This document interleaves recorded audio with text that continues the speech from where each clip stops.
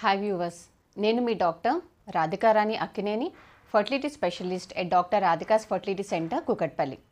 ఈరోజు మనం డిస్కస్ చేసుకోబోయే టాపిక్ ఏంటంటే గర్భసంచికి కుట్టు వేయించుకోవడం అనేది ఎప్పుడు అవసరం, అది ఎవరు వేయించుకోవాలి, ఎందుకు కొంతమందికి గర్భసంచి ముఖద్వారం అనేది వీక్గా ఉంటుంది, సో ఆ స్టిచ్ అనే పద్ధతి ఎలా వేస్తారు, అలాగే దాని తర్వాత ఎట్లాంటి జాగ్రత్తలు తీసుకోవాలి అనే విషయం గురించి మనం మాట్లాడుకుందాము.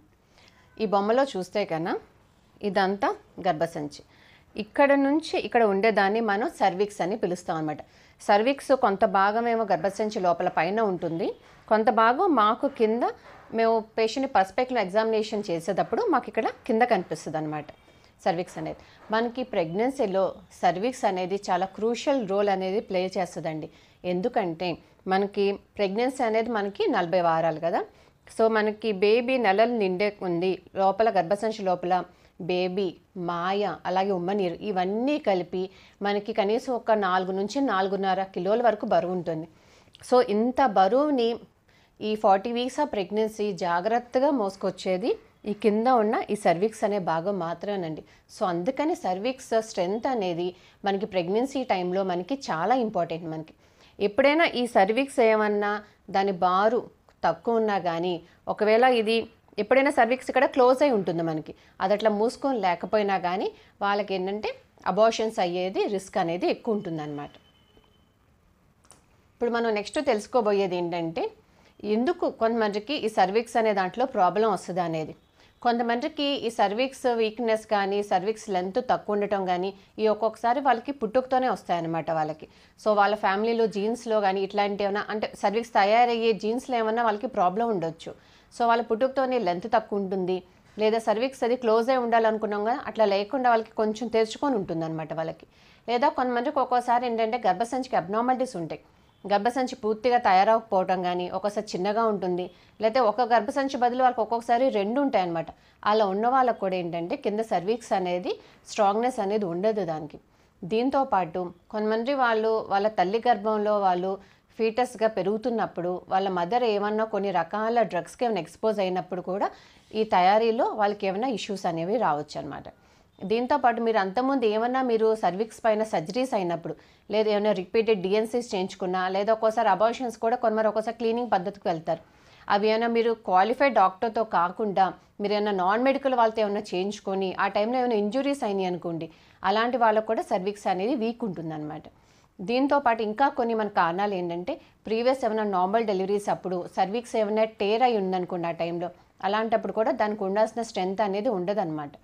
సో మనకి ఎప్పుడైనా ఏంటంటే ఆ సర్విక్స్ మనకి స్ట్రెంత్ ఉండాలంటే మనకి కొలాజిన్ అనేది ఇంపార్టెంట్.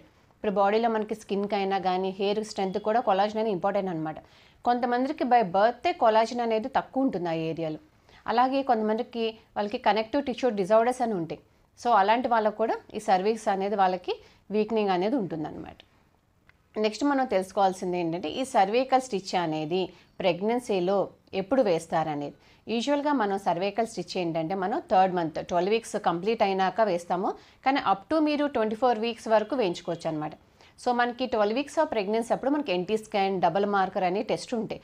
సో ముందు ఆ 2 టెస్టులు చూసుకొని బేబీ హెల్త్ అంతా బాగుంది అని మనం డిసైడ్ అయినాక 12 వీక్స్ తర్వాత స్టిచ్ అనేది ప్లాన్ చేస్తాం. కానీ కొన్ని సందర్భాలు ఎలా ఉంటుందంటే అండి, మనకు ఒకసారి ఓపీ పేషెంట్ రొటీన్ చెకప్కి వస్తారు, మేము అప్పుడు ఏమైనా స్కాన్లో మేము చెక్ చేసినప్పుడు కొంతమందికి స్కాన్లో అప్పుడే సర్వీస్ ఓపెన్ అవుతున్నట్టుగా మాకు కనిపిస్తూ ఉంటుంది. అట్లాంటి ఏమైనా ఉన్నా కూడా వాళ్ళకి వెంటనే వాళ్ళకి స్టిచ్ వేస్తాం అదే రోజు. లేదు కింద మేము స్పెక్యులమ్ ఎగ్జామినేషన్ చేసినప్పుడు వాళ్ళ ప్రీవియస్ విజిట్లో కన్నా ఈ విజిట్లో వాళ్ళకి సర్విక్స్ లెంత్ తగ్గినట్టున్నా కూడా వాళ్ళకి సర్వికల్ స్టిచ్ అనేది ప్లాన్ చేస్తాం మేము.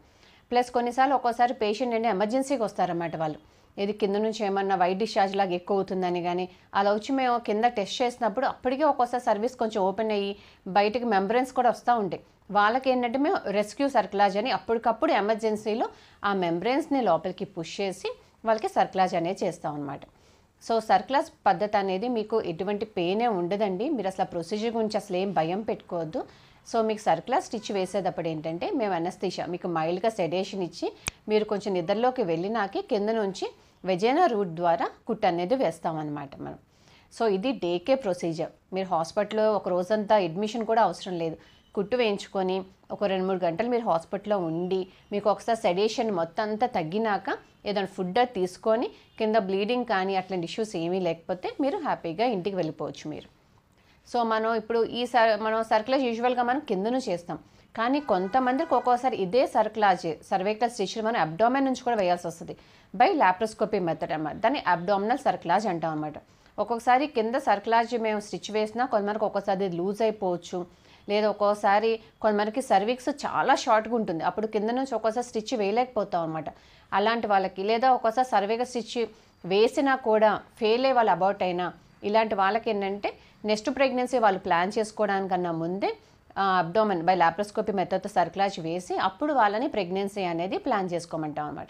నెక్స్ట్ ఇంకోటి మనం తెలుసుకోవాల్సింది ఏంటంటే ఈ సర్క్యులాజ్ని ఎప్పుడు రిమూవ్ చేస్తారు. మనకి ప్రెగ్నెన్సీ అనేది టోటల్గా మనకి 40 వీక్స్ డ్యూరేషన్ మనకి. సో 37 వీక్స్ తర్వాత మీరు ఎప్పుడైనా సర్క్యులాజ్ని రిమూవ్ చేయించుకోవచ్చు.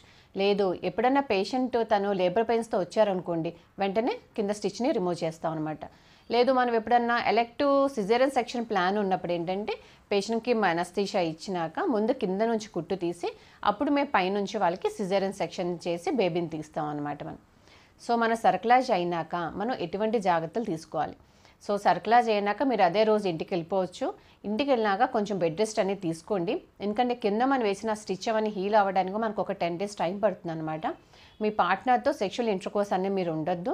అలాగే ఇంట్లో మీరు ఏమైనా చిన్న పనులు చేసుకోండి, కానీ ఏదైనా బరువు పనులు, వెయిట్స్ లిఫ్ట్ చేయడం అట్లాంటి వర్కౌట్స్ మాత్రం మీరు ఏమీ చేయొద్దు. ఒకళ్ళు ఇంటికి వెళ్ళాక మీకు ఎప్పుడైనా ఏమైనా బ్లీడింగ్ కనిపించినా, ఏమైనా పెయిన్ అలా ఉన్నా కూడా వెంటనే వచ్చి మీ డాక్టర్ని మీరు కలవాలన్నమాట. సో ఈ వీడియో వల్ల మీకు కింద సర్వైకల్ స్టిచ్ మీద మీకు ఒక ఐడియా వచ్చిందని అనుకుంటున్నాను. ఇంకా మీకు ఏమైనా సందేహాలు ఉన్నాయనుకోండి కింద కమెంట్ సెక్షన్లో డ్రాప్ చేయండి, లేదా హాస్పిటల్కి వచ్చి కలవండి. Thank you.